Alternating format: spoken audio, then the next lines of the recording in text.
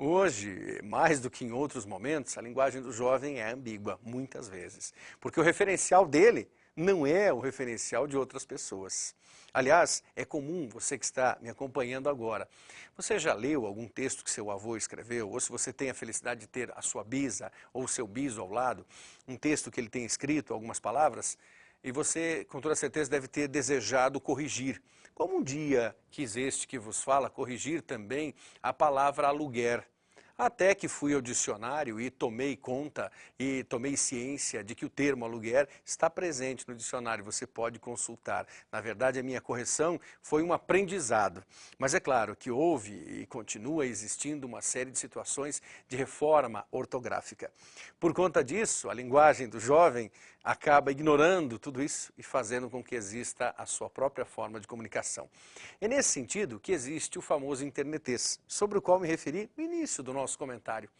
Este internetês, aliás, bastante curioso, é aquele internetês que não dá para compreender. E há, inclusive, gente que defende isso. Já foi tema de vestibular e há pessoas que defendem mesmo.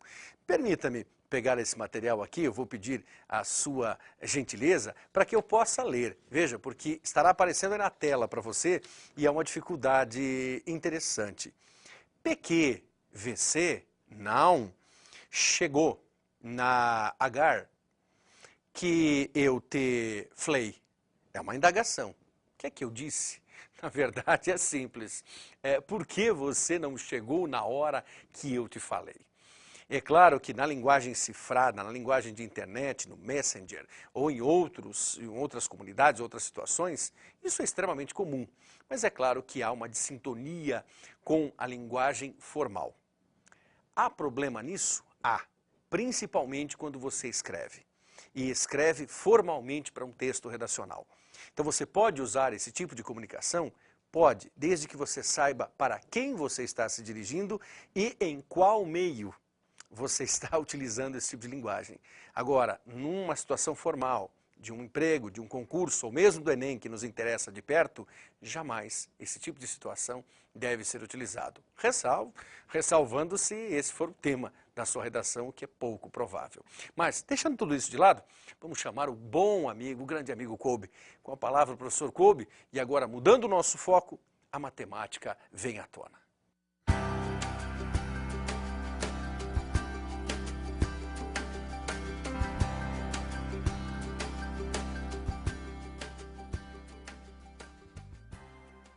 No primeiro programa, lembrávamos também que o assunto mais presente nas provas do Enem é o assunto geometria.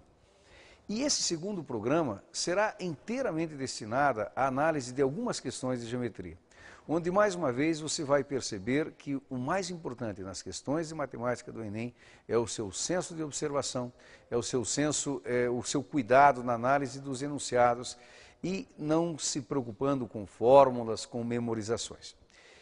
Vamos analisar uma questão que aconteceu no Enem de 1999, é a questão número 7. Tá? Questão número 7 do Enem de 1999. Veja bem, existem os chamados sólidos de revolução. A palavra revolução, muito embora todo mundo pense que é uma palavra dos textos de história e da sociologia, não é bem verdade. A palavra revolução, na sua essência, significa apenas e somente a ideia de movimento, sem conotar especialmente com nada. Claro que a história usa muito o termo para designar movimentos de ordem social, política, econômica, religiosa, acabando dessa forma com a sensação, gera a sensação, né, de que é um termo da história. Mas a matemática usa também o termo revolução. E para nós um sólido de revolução é um sólido que pode ser gerado por um movimento. E esse movimento é sempre um movimento de rotação ao entorno de um eixo. É exatamente desse aspecto que a questão vai abordar ou vai tratar. Então vamos acompanhar o enunciado. Vamos lá? Assim como na relação entre o perfil de um corte de um torno e a peça torneada, sólidos de revolução resultam da rotação de figuras planas em torno de um eixo, como dissemos. Girando-se as figuras abaixo, em torno da haste indicada, obtém-se os sólidos de revolução que estão na coluna da direita. A correspondência correta entre as figuras planas e os sólidos de revolução obtidos é. Então veja, o que é que ele quer? Ele quer que você associe a primeira coluna, onde estão as figuras que vão girar em torno do eixo, com os possíveis sólidos gerados por elas, por esse movimento, né, que estariam na segunda coluna.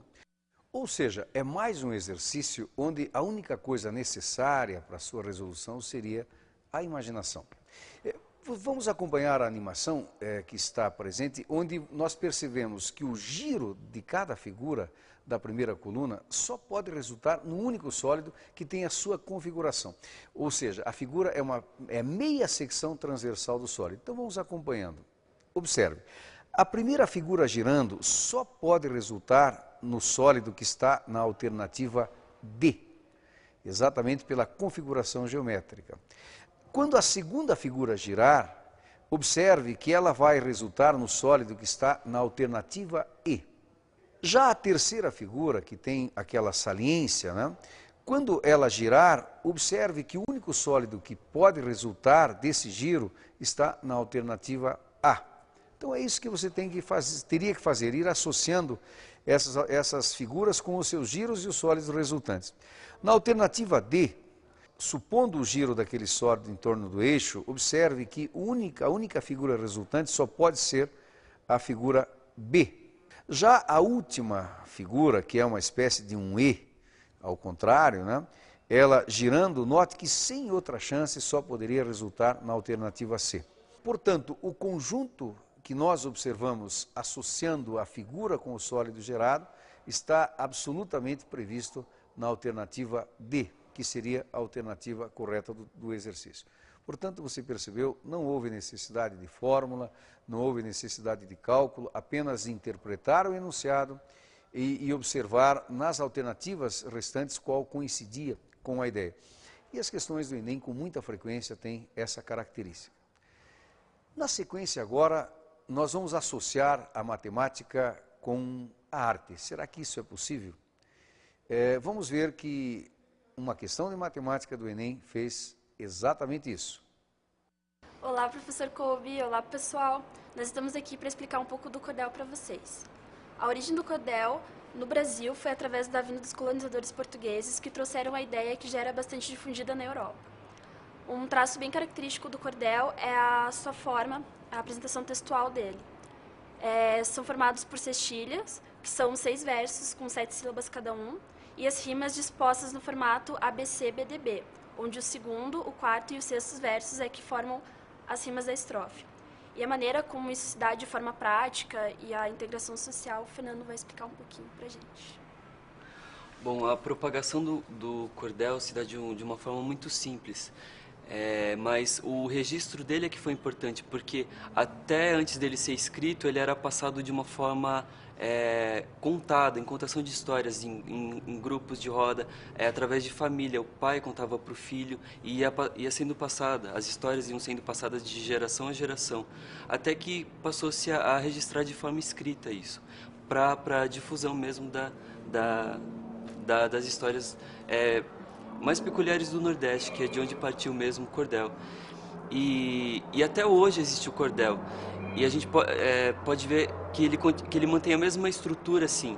Ele se chama cordel porque ele é disposto dessa forma aqui, ó, em varal de cordas. E é de acordo com a necessidade do local, assim, a forma mais simples possível de disposição. E essa ilustração acontece numa matriz, pode ser madeira, e é impresso o desenho que o artista encontra afinidade com o texto. Por exemplo, nessa xilogravura, que acontece como a gente mostrou, e são feitas várias cópias, quantas edições o autor quiser para o seu cordel. E tem um artista, por exemplo, aqui, onde a gente pode mostrar a divisão da folha no cordel, que é em 4 partes, do tamanho A4, frente e verso. Então, como são artistas populares, que trabalham às vezes com pouco material, foi a melhor forma para se aproveitar ao máximo o formato do papel, né? Para distribuição de texto. Esse belo trabalho que você observou é executado pelos pesquisadores jovens da Fundação Cultural de Curitiba que realizam um importante trabalho na preservação e na divulgação da nossa cultura. Mas vamos ver como que essa ideia apareceu num problema do Enem. Foi a questão número 3 do Enem de 2003. Vamos lá, vamos acompanhar o enunciado? Muito bem.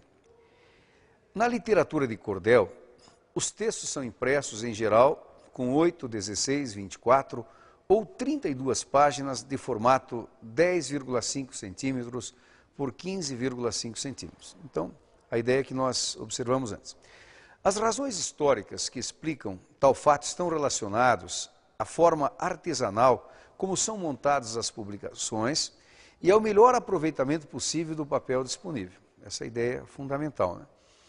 Então, considere abaixo a confecção de um texto de cordel com 8 páginas. O exercício adotou a possibilidade de 8 páginas, portanto, vezes 4, 32. Então, são feitas dobras sucessivas, conforme você observa na ilustração da própria questão. Logo abaixo, o enunciado conclui: utilizando o processo descrito acima, pode-se produzir um exemplar de cordel com 32 páginas de 10,5 centímetros por 15,5 centímetros, com o menor gasto possível de material, utilizando uma única folha D. A alternativa A propõe uma folha de 84 centímetros por 62 centímetros.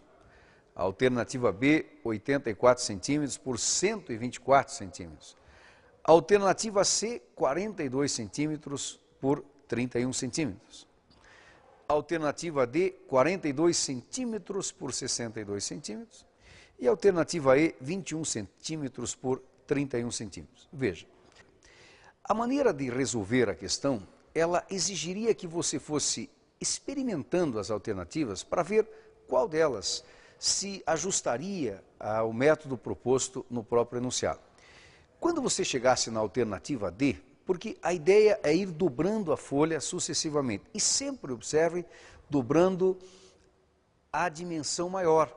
Você sempre dobra a dimensão maior, né? Então, na alternativa D, como nós temos 42 centímetros por 62 centímetros, a primeira medida que nós vamos dobrar é a medida 62. Observe a ilustração. Veja, se nós dobrarmos 62 centímetros, nós ficaríamos com uma folha de 42 por 31, com 2 folhas. Você dobrou uma delas, ficaram 2 folhas.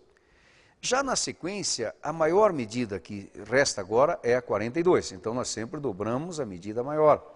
Se nós dobrarmos 42, nós vamos ficar com 31 por 21. Só que são já 4 folhas. A medida maior é a 31. Se nós dobrarmos a 31, observe a figura seguinte na ilustração, nós teríamos agora uma nova dobra com medidas 21 por 15,5. Só que já são 8 folhas, né? Portanto, na última dobra possível, onde a medida maior que sobrou foi exatamente a medida de 21, observe que dá exatamente as medidas previstas no enunciado. Então, nós teríamos 15,5 por 10,5, num total de 16 folhas. Agora, como vale frente e verso, então nós teríamos 16 folhas vezes 2, para dar o número de páginas. Você observou isso, né? Uma folha tem uma página em cada lado. Então, seriam 16 folhas vezes 2, um total de 32 páginas. Portanto, a alternativa D é a única alternativa que vai corresponder precisamente ao que o enunciado nos propôs.